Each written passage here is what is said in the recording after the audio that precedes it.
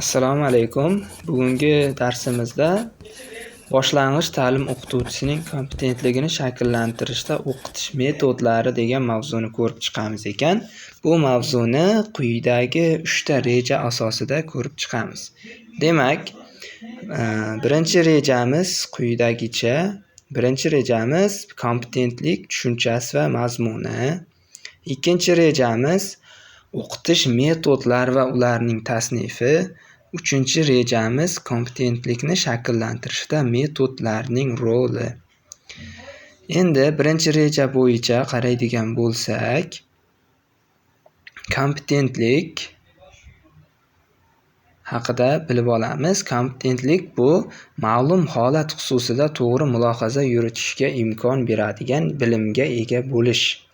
Dalil isbotli fikr kishining muayyan sohadagi saviyasini ifoda etadigan atamadir.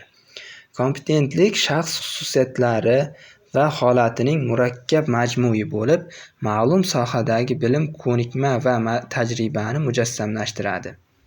Kasbiy kompetentlik nima? Kasbiy kompetentlik insonning kasbiy faoliyatlarida mutaxassisligi va samaradorligini ta'minlaydigan tushunchadir.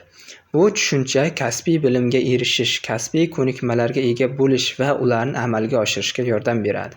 Elektron ta'lim muhiti rivojlanishining asosiy maqsadi insonlarga kasbiy kompetentlikni rivojlantirishdir.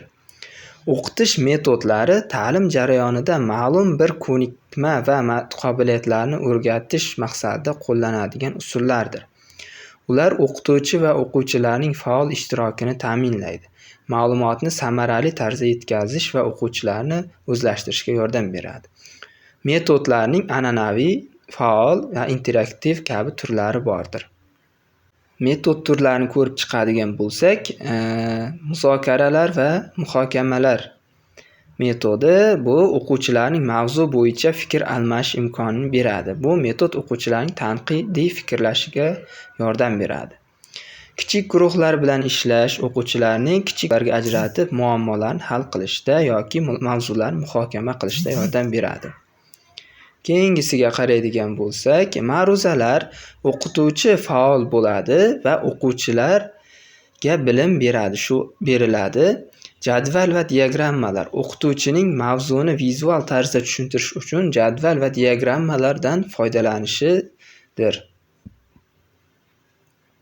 Keyingisiga qaraydigan bo'lsak, rol o'ynash o'quvchi ma'lum bir vaziyatda yoki rolni bajarib o'zlarining bilim va ko'nikmalarini amaliyotda qo'llaydilar.